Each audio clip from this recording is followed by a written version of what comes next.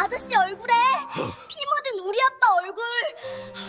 아저씨 얼굴에 피. 이 아이는 대체 무엇을 본 걸까요? 7살 아이가 낯선 남자의 얼굴에서 피 묻은 아빠를 봤다고 합니다. 그런데 더 놀라운 건 이 남자가 누구인지 아십니까? 대한민국 차기 검찰총장 후보였습니다. 그리고 이 아이의 아빠는 8년 전 억울한 누명을 쓰고 감옥에 갔다가 목숨을 잃은 사람이었습니다. 7살 아이가 어떻게 8년 전 일을 알 수 있었을까요? 이 아이에게는 특별한 능력이 있었습니다. 사람의 얼굴을 보면 그 사람이 저지른 죄가 핏빛으로 보였던 겁니다. 이 작은 아이가 본 진실이 대한민국을 뒤흔들게 됩니다. 오늘 여러분께 들려드릴 이야기는 실화를 바탕으로 한 이야기입니다. 앞으로도 계속 업로드되는 감동 실화가 궁금하시다면 지금 바로 구독 버튼을 눌러주세요. 그럼 2주 전 이야기가 시작되던 그때로 돌아가 보겠습니다. 새벽 5시였습니다. 24시간 찜질방 복도에서 청소 카트 끄는 소리가 들렸습니다. 하얀색 찜질복을 입은 할머니 박정희였습니다. 72살 할머니가 걸레질을 하는 동안 작은 아이가 벽에 기대어 앉아 있었습니다. 정하윤, 7살. 하윤이는 공책에 무언가를 그리고 있었습니다. 고개를 푹 숙인 채로요. 하윤아, 아침 먹자. 할머니가 편의점에서 산 삼각김밥을 건넸습니다. 하윤이는 고개를 들지 않은 채 김밥을 받았습니다. 할머니, 오늘도 바빠요? 응, 오늘 손님 많이 올 거래. 할머니 청소 끝나면 같이 낮잠 자자. 할머니와 하윤이는 이 찜질방에서 살고 있었습니다. 집이 없었습니다. 2년 전 전세 사기를 당했거든요. 그 뒤로 할머니는 찜질방 청소 일을 하며 이곳에서 지내고 있었습니다. 하윤이는 사람들 얼굴을 보지 않았습니다. 볼 수가 없었습니다. 하윤이에게는 특별한 능력이 있었습니다. 사람의 얼굴을 보면 그 사람이 저지른 죄악이 핏빛으로 보였거든요. 그래서 하윤이는 3년 전부터 고개를 들지 않았습니다. 오전 10시였습니다. 찜질방 휴게실에서 중년 여자 손님이 하윤이 옆을 지나가다가 바닥에 떨어진 색연필을 발견했습니다. 애기야, 이거 내 거 떨어졌네. 손님이 색연필을 주우며 하윤이에게 건네려 했습니다. 그런데 하윤이가 갑자기 몸을 움츠렸습니다. 손이 떨리기 시작했습니다. 얼굴을 볼까봐, 그 사람 얼굴에 뭐가 보일까봐 두려웠던 겁니다. 얘가 왜 이래? 손님이 당황해서 색연필을 바닥에 내려놓고 멀어졌습니다. 이상한 아이를 본 것 같은 표정이었습니다. 할머니가 급히 달려왔습니다. 하윤이를 끌어안았습니다. 괜찮아, 괜찮아. 하윤이는 할머니 품에 얼굴을 파묻었습니다. 온몸을 떨고 있었습니다. 구석 의자에 한 노인이 앉아 있었습니다. 김철수 68세. 찜질방 단골이었습니다. 전직 형사였죠. 김철수는 그 광경을 지켜보고 있었습니다. 하윤이가 진정되자 할머니는 다시 청소를 시작했습니다. 김철수가 할머니에게 조용히 다가왔습니다. 아이한테 무슨 일이라도 있었나요? 할머니가 깜짝 놀라 고개를 들었습니다. 아, 손녀가 사람 얼굴 보는 걸 무서워해서요. 얼굴을요? 할머니가 잠시 망설이다가 작은 목소리로 말했습니다. 우리 손녀에는 사람 얼굴을 보면 뭔가 이상한 게 보인대요. 그래서 사람들 피하게 됐어요. 김철수는 고개를 끄덕였습니다. 더 묻지 않았습니다. 대신 주머니에서 5,000원짜리 한 장을 꺼내 하윤이 옆에 놓았습니다. 아이한테 빵이라도 사주세요. 할머니가 손사래를 쳤습니다. 아닙니다. 손님 그러시면. 하지만 김철수는 이미 자리를 떴습니다. 할머니는 그 돈을 주어 가슴에 꼭 쥐었습니다. 하윤이가 작은 목소리로 말했습니다. 할머니, 저 때문에 또. 아니야. 괜찮아. 할머니가 하윤이를 다시 한번 꼭 안아줬습니다. 하윤이는 공책을 펼쳤습니다. 거기엔 한 남자의 얼굴이 그려져 있었습니다. 하윤이가 한 번도 본 적 없는 얼굴. 하윤이 아빠 정우진이었습니다. 할머니, 아빠는 나쁜 사람 아니었죠? 할머니의 눈가가 붉어졌습니다. 그럼 아빠는 착한 사람이었어.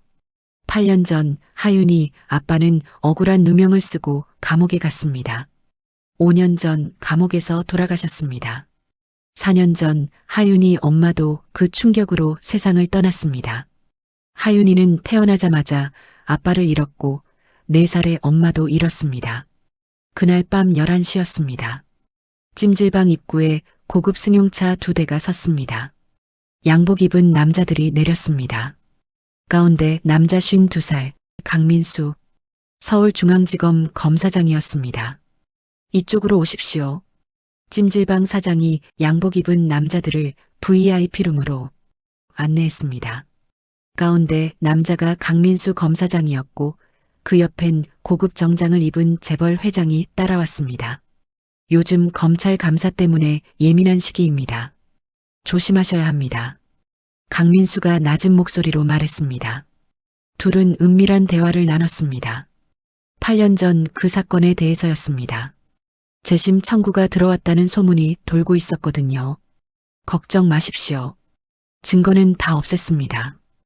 회장이 말했습니다. 그래도 조심해야 합니다. 요즘 언론이 워낙. 강민수가 말을 이었습니다. 둘의 대화는 1시간 넘게 이어졌습니다. 밤 12시가 넘었습니다. 강민수가 화장실에 가려고 복도로 나왔습니다. 조용한 복도였습니다. 대부분의 손님들은 잠든 시간이었죠. 그때였습니다. 복도 저 끝에서 작은 발소리가 들렸습니다. 하얀색 찜질복을 입은 작은 아이가 화장실 쪽으로 걸어오고 있었습니다. 고개를 푹 숙인 채로요. 하윤이었습니다. 하윤이도 화장실에 가는 길이었습니다. 할머니는 청소 중이었고 하윤이는 혼자 복도를 걷고 있었습니다. 항상 그랬듯이 바닥만 보면서요. 모퉁이를 돌았습니다. 쿵! 누군가와 부딪혔습니다. 하윤이가 반사적으로 고개를 들었습니다. 그리고 그 사람의 얼굴을 봤습니다. 강민수였습니다. 그 순간 하윤이의 눈동자가 커졌습니다. 동공이 떨렸습니다. 강민수의 얼굴 위로 무언가가 떠올랐습니다. 핏빛으로요. 한 남자의 얼굴이 겹쳐 보였습니다. 하윤이가 매일 그림으로 그리던 그 얼굴, 아빠 얼굴이었습니다. 그런데 피로 흠뻑 젖어 있었습니다. 으아! 하윤이가 비명을 질렀습니다. 뒤로 넘어졌습니다. 뭐야? 강민수가 당황했습니다. 할머니가 소리를 듣고 뛰어왔습니다. 하윤아. 할머니가 하윤이를 안아 올렸습니다. 하윤이는 온몸을 떨며 강민수를 가리켰습니다. 저 아저씨 얼굴에 뭐라는 거야, 이 꼬마가? 강민수가 인상을 찌푸렸습니다. 피 묻은 아빠가 보여요. 저 아저씨가 우리 아빠를. 하윤이가 말을 잇지 못하고 기절했습니다. 강민수의 얼굴이 하얗게 변했습니다. 소동을 듣고 몇몇 사람들이 복도로 나왔습니다.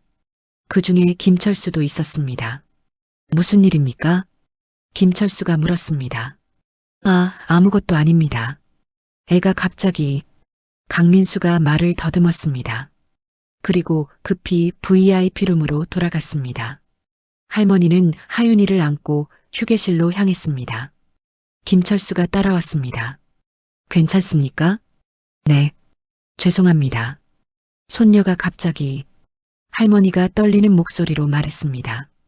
김철수는 쓰러진 하윤이를 보다가 방금 전 복도에 있던 양복 입은 남자를 떠올렸습니다. 어디서 본 얼굴 같았습니다. 뉴스에서 본 것 같기도 하고요. 하윤이는 한참 뒤에야 깨어났습니다. 눈을 뜨자마자 울기 시작했습니다. 할머니, 무서워요. 그 아저씨 얼굴에 아빠가. 괜찮아. 이제 없어. 할머니가 하윤이를 꼭 안아줬습니다. 그날 밤 강민수는 찜질방을 나가면서 계속 뒤를 돌아봤습니다. 그 아이의 말이 귓가에 맴돌았습니다. 피 묻은 아빠가 보여요. 8년 전 그날이 떠올랐습니다. 자신이 무고하게 감옥에 보낸 그 남자. 이름이 뭐였더라? 정우진. 그 남자에게 딸이 있었나? 강민수는 차에 타면서 비서에게 전화를 걸었습니다. 내일 아침 일찍 나한테 연락 주게. 급한 일이 있어. 다음 날 아침이었습니다. 강민수는 검사장실에서 커피를 마시며 신문을 보고 있었습니다. 어젯밤 일은 잊으려 했습니다. 그저 이상한 아이를 만난 것뿐이라고 생각하려 했죠. 그때 비서가 급히 문을 열고 들어왔습니다. 검사장님, 큰일입니다. 뭔데 그래? 8년 전 정우진 사건, 재심 청구가 정식으로 접수됐습니다. 익명의 제보자가 새로운 증거를 제출했다고 합니다. 커피잔이 강민수 손에서 떨어졌습니다. 뭐라고? 강민수가 벌떡 일어났습니다. 8년 전, 정우진 사건? 네. 당시 검사장님께서 담당하셨던. 비서의 말이 끝나기도 전에 강민수는 의자에 주저앉았습니다. 8년 전 그날 밤이 떠올랐습니다. 한밤중에 걸려온 전화. 재벌 회장의 목소리였습니다. 강 검사님, 도와주셔야 합니다. 제발. 회장의 외아들이 음주운전으로 사람을 쳤습니다. 피해자는 즉사했습니다. 현장에는 대리기사 한 명이 있었습니다. 이름은 정우진. 29살의 평범하고 성실한 사람이었습니다. 아내는 임신 9개월이었죠. 잘 해결해 주시면 5억을 드리겠습니다. 회장이 말했습니다. 당시 부장검사였던 강민수는 승진을 간절히 원했습니다. 돈도 필요했습니다. 아들 유학비가 부족했거든요. 강민수는 받아들였습니다. 정우진을 범인으로 만들었습니다. CCTV 영상을 편집했습니다. 목격자 진술을 조작했습니다. 재벌회장 외아들의 혈중 알코올 농도, 검사 결과는 없앴습니다. 정우진은 법정에서 억울함을 호소했습니다. 저는 하지 않았습니다. 제가 왜 사람을 죽입니까? 제 아내가 곧 아이를 낳습니다. 하지만 소용없었습니다. 증거는 완벽했으니까요. 조작된 증거였지만요. 정우진은 무기징역을 선고받았습니다. 감옥에 갔습니다. 그리고 5년 전 감옥에서 목을 맸습니다. 자살로 처리됐습니다. 강민수는 그 대가로 검사장까지 올랐습니다. 검사장님? 괜찮으십니까? 비서의 목소리가 들렸습니다. 강민수가 정신을 차렸습니다. 누가 재심 청구를 한 거야? 익명입니다. 하지만 새로운 증거가 상당하다고 합니다. 당일 CCTV 원본 파일, 통화 녹음 등 강민수의 등골이 서늘해졌습니다. 8년 전 그는 모든 증거를 없앴다고 확신했었습니다. 그런데 CCTV 원본 파일이 남아있다니 도대체 어떻게 된 일일까요? 정우진, 그 사람 가족 조사해. 강민수가 떨리는 목소리로 말했습니다. 가족이요? 처자식이 있었을 거 아냐. 지금 어디 사는지 알아봐. 당장. 비서가 황급히 나갔습니다. 강민수는 창문 밖을 내다봤습니다. 손이 떨렸습니다. 그 아이. 어젯밤 찜질방에서 만난 그 여자아이. 고개를 들더니 자신을 보고 비명을 질렀던 그 아이. 피 묻은 아빠가 보여요. 설마. 1시간 후였습니다. 비서가 돌아왔습니다. 검사장님, 조사 결과 나왔습니다. 어서 말해봐. 정우진에게 딸이 있었습니다. 이름은 정하윤. 현재 7살. 아버지가 수감된 지 얼마 안 돼서 태어났다고 합니다. 어머니는 4년 전 우울증으로 사망. 현재 외할머니 박정희와 함께 변두리의 한 찜질방에 거주 중입니다. 찜질방? 네. 2년 전 전세 사기를 당해 집을 잃었다고 합니다. 할머니가 그곳 청소 일을 하며. 비서가 말을 이었지만 강민수는 더 이상 듣지 않았습니다. 찜질방. 7살 여자아이. 정하윤. 어젯밤 그 아이였습니다. 정우진의 딸이었습니다.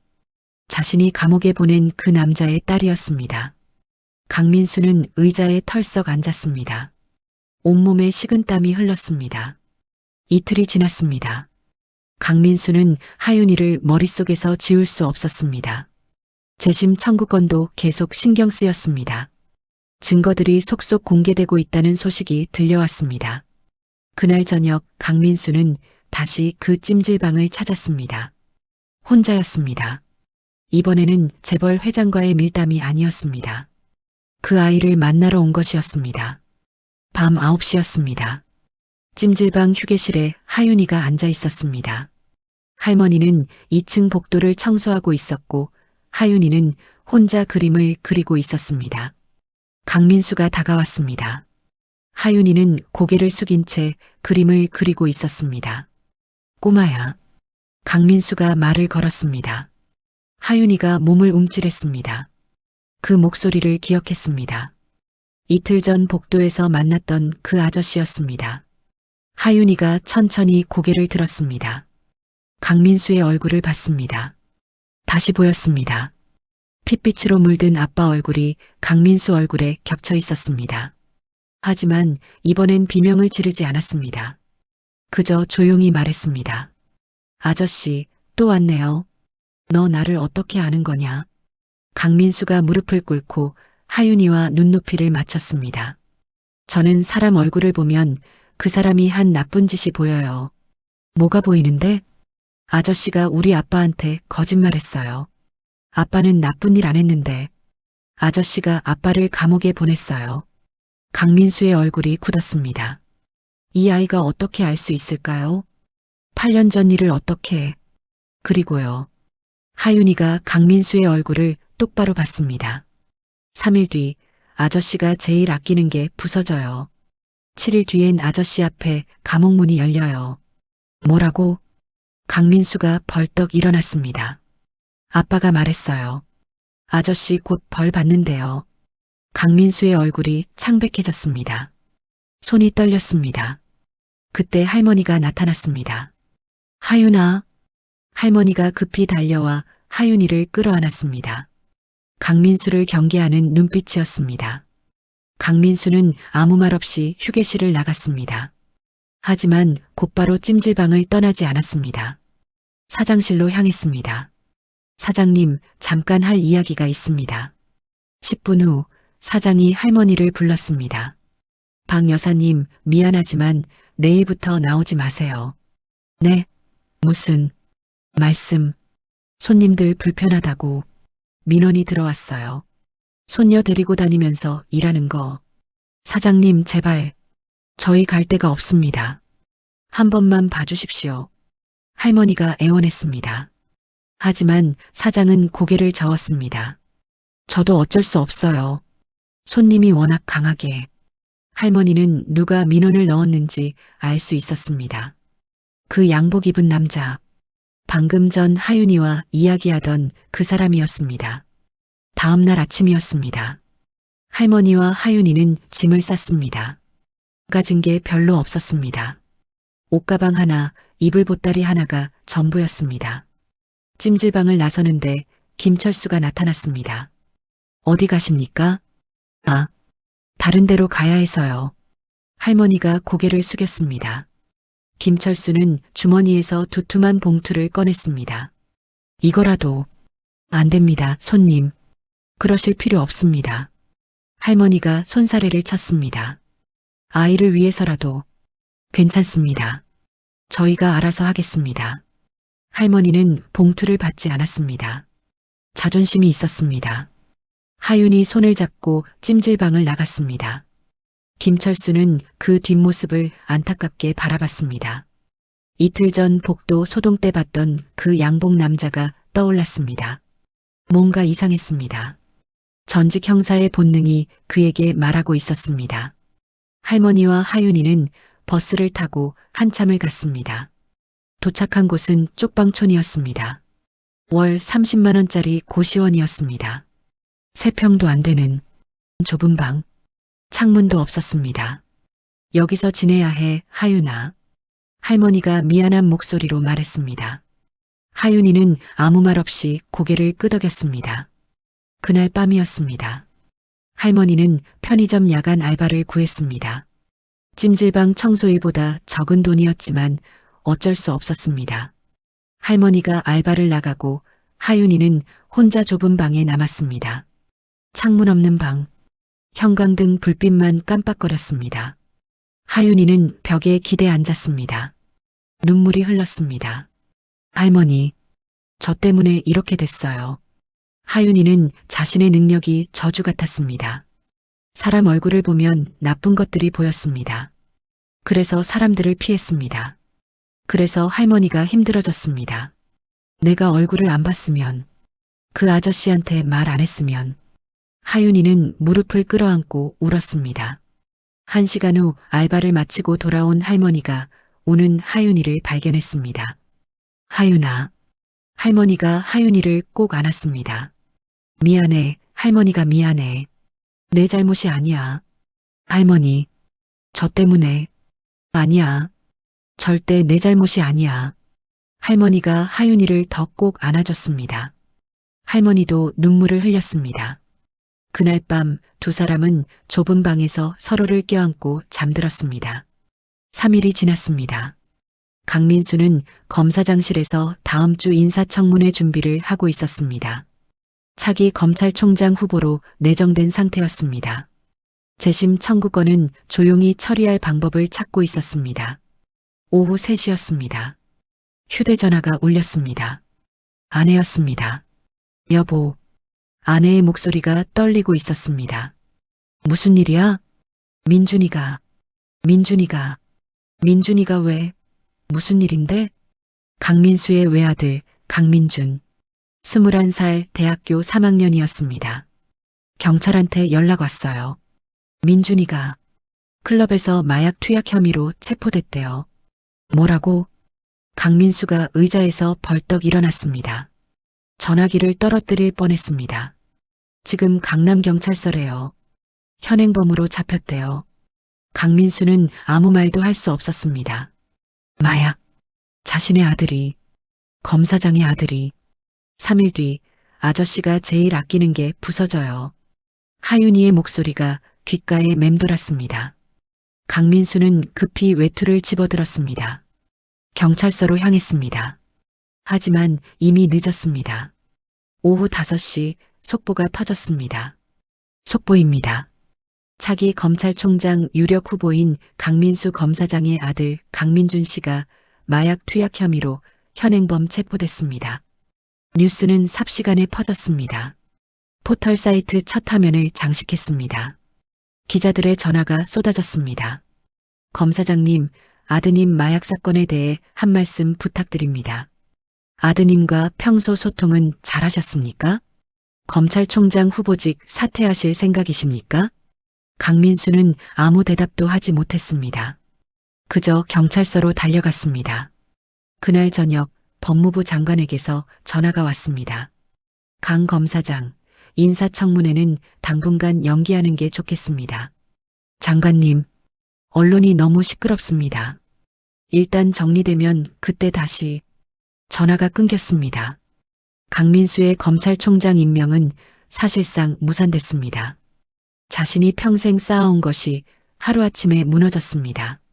집에 돌아온 강민수는 서재에 혼자 앉았습니다. 손이 떨렸습니다. 제일 아끼는 게 부서진다. 그 아이가 맞았습니다. 정확히 3일 뒤였습니다. 강민수는 하윤이를 떠올렸습니다. 그 작은 아이가 자신을 보며 말했던 것들이. 7일 뒤엔 아저씨 앞에 감옥문이 열려요. 4일이 남았습니다. 7일 중 3일이 지났으니까요. 강민수는 두려웠습니다. 한편 그날 저녁 쪽방촌의 작은 고시원이었습니다. 김철수가 편의점에서 신문을 사고 있었습니다. 일면에 큰 사진이 실려 있었습니다. 강민수 검사장과 그의 아들, 검찰총장 후보 아들, 마약 투약 체포. 김철수는 신문을 들고 고시원 골목으로 향했습니다. 며칠 전 찜질방에서 쫓겨난 할머니와 하윤이가 이곳에 있다는 걸 알아냈었습니다. 전직 형사의 발품이었죠. 할머니가 편의점 알바를 마치고 돌아오는 길이었습니다.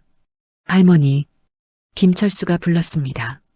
아, 손님. 할머니가 놀랐습니다. 손녀는 어디 있습니까? 방에 있는데요. 김철수가 신문을 펼쳐 보였습니다. 이 사람 며칠 전 찜질방에서 본 그 양복 입었던 남자 아닙니까? 할머니가 신문을 봤습니다. 강민수의 얼굴이었습니다. 맞습니다. 이 사람이, 손녀가 이 사람한테 뭐라고 했습니까? 그날 밤 할머니가 잠시 망설였습니다. 그리고 천천히 말했습니다. 3일 뒤 아저씨가 제일 아끼는 게 부서진다고 했습니다. 김철수의 눈이 커졌습니다. 3일 뒤? 네.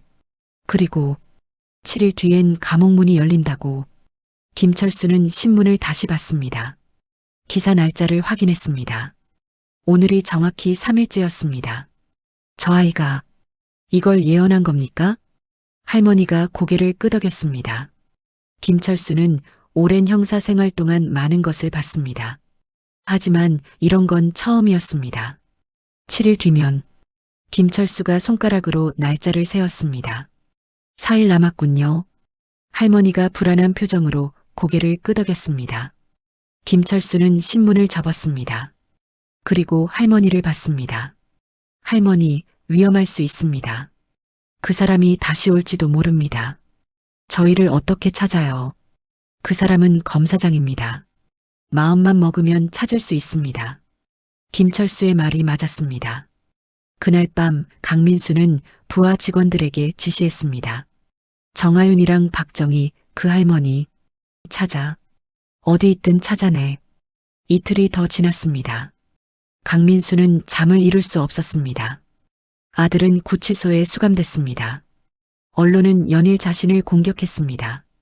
재심 청구건도 본격적으로 진행되고 있었습니다. 7일 뒤엔 아저씨 앞에 감옥문이 열려요. 하윤이의 말이 계속 맴돌았습니다. 이제 이틀이 남았습니다. 그날 오후였습니다. 부하 직원이 보고했습니다. 찾았습니다. 변두리 쪽방촌 고시원에 있습니다. 당장 데려와. 강민수가 지시했습니다. 네, 그 아이 말이야. 정하윤. 할머니 몰래 데려와. 조용히. 직원이 망설였습니다. 하지만 검사장의 명령이었습니다. 그날 저녁 6시였습니다. 할머니는 편의점 알바를 나갔습니다. 하윤이는 혼자 고시원 방에 있었습니다. 공책에 그림을 그리고 있었습니다. 똑똑. 문을 두드리는 소리가 들렸습니다. 누구세요? 하윤이가 물었습니다. 택배요. 낯선 남자 목소리였습니다. 하윤이가 문을 열었습니다. 검은 양복을 입은 남자들이 서 있었습니다. 꼬마야, 우리랑 잠깐 가자. 누구세요? 하윤이가 놀라 뒤로 물러섰습니다. 잠깐만 갔다 올 거야. 금방 다시 돌아올 수 있어. 남자가 다가왔습니다. 하윤이는 비명을 지르려 했지만 한 남자가 재빨리 입을 막았습니다. 그리고 아이를 들어 올렸습니다. 검은 승용차가 골목 입구에 대기하고 있었습니다. 남자들은 하윤이를 차에 태웠습니다. 차는 곧바로 출발했습니다. 1시간 후였습니다. 차는 강남의 한 고급 빌라 앞에 섰습니다. 강민수의 집이었습니다. 남자들은 하윤이를 2층 서재로 데려갔습니다. 서재는 넓었습니다. 책이 빼곡히 꽂힌 책장, 고급 가죽 소파, 큰 책상. 강민수가 책상 뒤에 앉아 있었습니다. 나가. 강민수가 부하들에게 말했습니다. 남자들이 나갔습니다. 문이 닫혔습니다. 하윤이와 강민수 둘만 남았습니다. 앉아. 강민수가 소파를 가리켰습니다. 하윤이는 소파에 앉았습니다. 떨지 않았습니다. 그저 조용히 강민수를 봤습니다. 강민수는 하윤이를 봤습니다. 7살 아이. 너무나 작은 아이. 회색 후드티에 낡은 운동화를 신고 있었습니다. 너 대체 뭐냐? 누가 시킨 거냐? 강민수가 물었습니다. 아무도 안 시켰어요. 그럼 어떻게 내가 내 아버지를 어떻게 알지? 보여요. 아저씨 얼굴에 다 보여요. 하윤이가 차분하게 말했습니다. 8년 전 내가 정말. 강민수가 말을 이었습니다. 하지만 끝까지 하지 못했습니다. 네. 아저씨가 우리 아빠 감옥 보냈어요. 우리 아빠는 나쁜 일 안 했는데. 하윤이의 눈에서 눈물이 떨어졌습니다. 아빠는 감옥에서 돌아가셨어요. 그리고 엄마도. 저는 아빠 얼굴도 본 적 없어요. 엄마 얼굴도 잘 기억 안 나요. 강민수가 얼굴을 두 손으로 감쌌습니다. 7일 뒤 감옥 간다고 했지? 강민수가 떨리는 목소리로 물었습니다. 네. 어떻게 막을 수 있지? 뭘 하면 돼?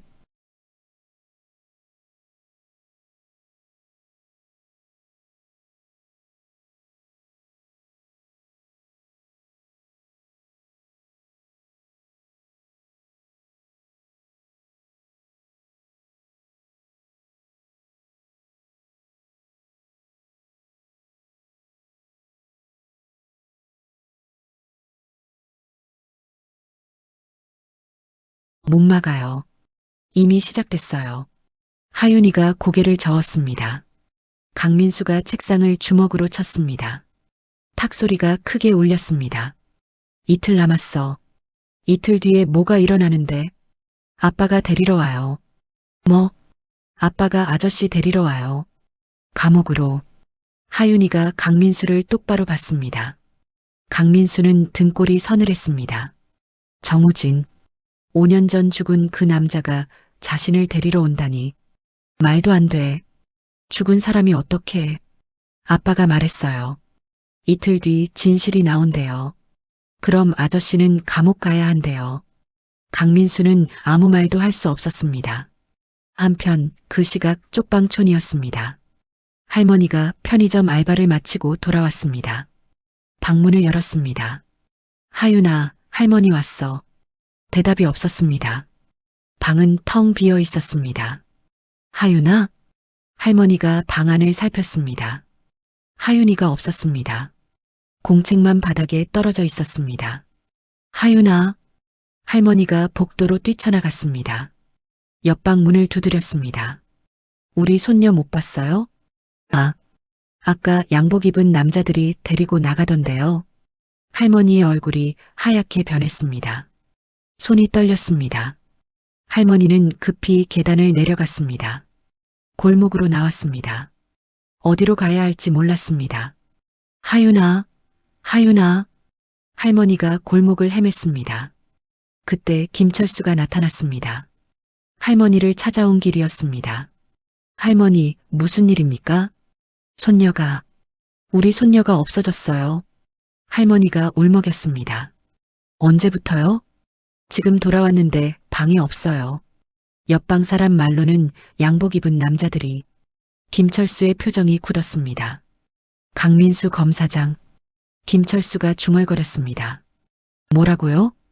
그 사람입니다. 강민수가 데려간 겁니다. 할머니가 주저앉았습니다. 우리 하윤이, 우리 손녀. 김철수가 할머니를 일으켰습니다. 할머니, 경찰에 신고해야 합니다. 하지만 저 사람이 검사장이라면서요. 그래도 해야 합니다. 납치입니다. 김철수가 자신의 휴대전화를 꺼냈습니다. 그리고 옛 동료에게 전화를 걸었습니다. 아직 경찰서에 근무하는 후배였습니다.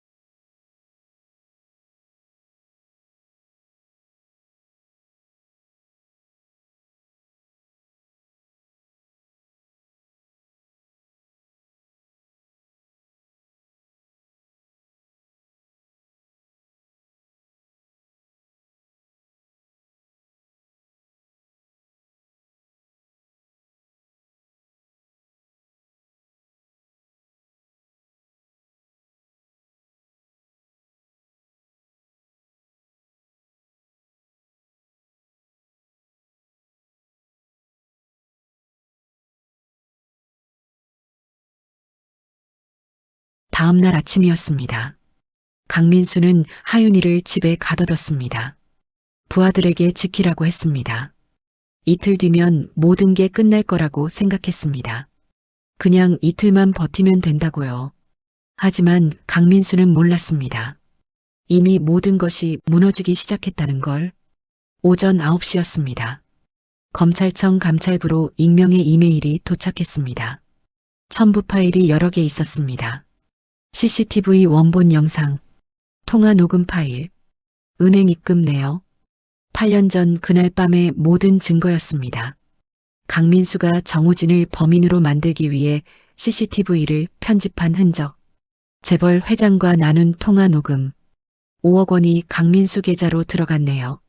모두가 명확했습니다. 감찰부장이 긴급회의를 소집했습니다. 강민수 검사장에 대한 내부 조사를 시작합니다. 오전 11시였습니다.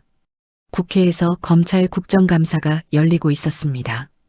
강민수도 출석했습니다. 검사장으로서 마지막 공식 일정이었습니다. 강민수 검사장, 최근 검찰 신뢰도 하락에 대해 어떻게 생각하십니까? 국회의원이 질문했습니다. 강민수가 마이크 앞에 섰습니다. 검찰은 정의를 실현하는 기관입니다. 저는 지난 25년간 검사로서 그때였습니다. 국회 회의장 전광판에 갑자기 영상이 떴습니다. 누군가 생중계 화면을 해킹한 것이었습니다.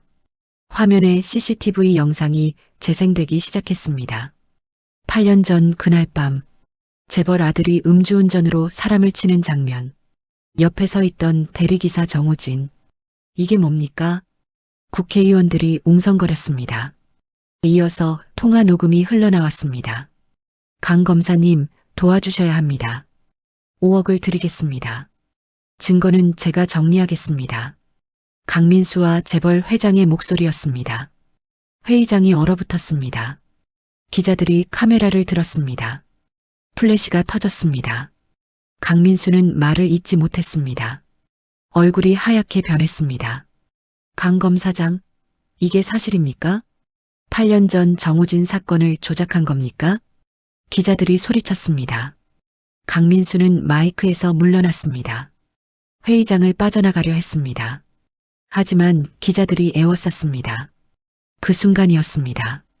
회의장 뒤쪽에서 할머니가 나타났습니다. 김철수가 함께였습니다. 저 사람이 우리 사위를 죽였습니다. 할머니가 외쳤습니다. 우리 사위는 무고했습니다. 저 사람이 거짓으로 감옥에 보냈습니다. 카메라가 할머니를 향했습니다. 할머니는 누구십니까? 기자가 물었습니다. 저는 정우진의 장모입니다. 8년 전 그 사건이. 회의장이 술렁였습니다. 김철수가 앞으로 나왔습니다. 저는 전직 형사 김철수입니다. 8년 전 그 사건 저도 담당했었습니다. 당시부터 이상하다고 생각했습니다. 증거가 너무 완벽했거든요. 김철수가 서류 봉투를 꺼냈습니다. 여기 추가 증거가 있습니다. 모두 검찰에 제출하겠습니다. 국회의원이 의사봉을 두드렸습니다. 강민수 검사장, 당장 조사를 받으십시오. 강민수는 비틀거렸습니다. 경호원들이 그를 부축했습니다. 그날 오후였습니다. 재벌 김 회장이 검찰에 출두했습니다. 기자들 앞에서 입을 열었습니다. 저는 8년 전 제 아들의 죄를 숨기기 위해 강민수 검사를 매수했습니다. 얼마를 주셨습니까? 5억 원입니다. 그리고 그 후에도 지속적으로 회장이 모든 것을 자백했습니다. 강민수를 배신한 것이었습니다. 자신이라도 살려고요. 오후 3시였습니다. 검찰 감찰부가 강민수 집 압수수색을 시작했습니다. 서재에서 하윤이를 발견했습니다. 아이가 왜 여기 있습니까? 감찰관이 물었습니다. 부하 직원들은 아무 대답도 하지 못했습니다. 하윤이는 할머니에게 돌아갔습니다. 할머니가 하윤이를 꼭 안았습니다. 괜찮아, 이제 괜찮아. 강민수의 아내가 서재로 들어왔습니다. 남편을 봤습니다. 당신이 정말 그랬어요? 아내의 목소리가 떨렸습니다. 여보, 우리 민준이가 지금 구치소에 있어요. 당신 때문에. 당신이 그렇게 살았으니까 하늘이 벌을 준 거예요. 여보, 당신 너무 실망이에요. 당분간 떨어져 지내겠어요. 아내가 방을 나갔습니다. 짐을 싸기 시작했습니다. 저녁이었습니다. 강민수는 텅 빈 집에 혼자 남았습니다. 아내는 떠났습니다. 부하 직원들도 연락이 끊겼습니다. 강민수는 거울을 봤습니다. 거울 속 자신의 얼굴을 봤습니다.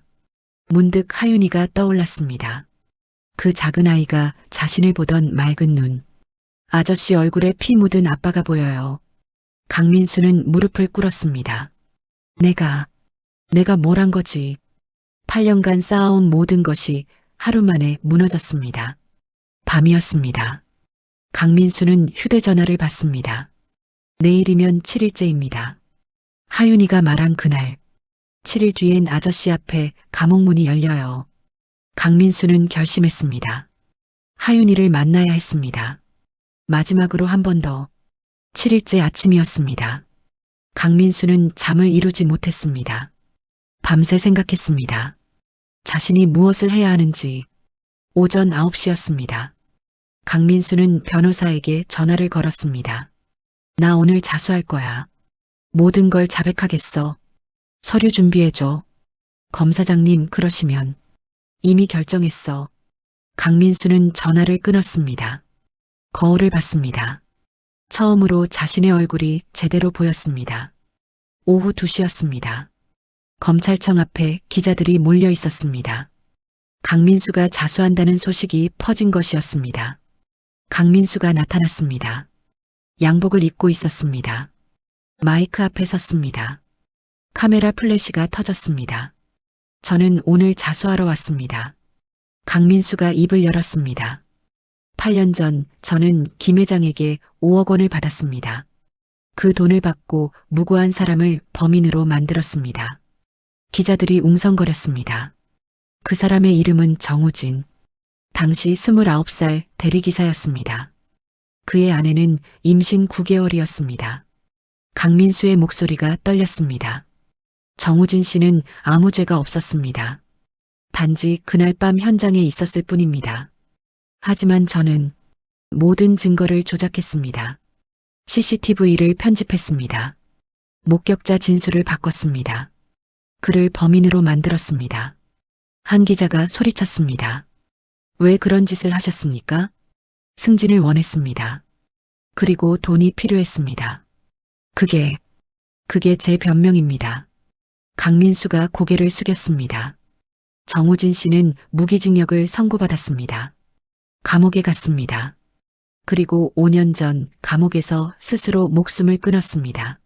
억울함을 이기지 못하고 강민수의 목소리가 더 떨렸습니다.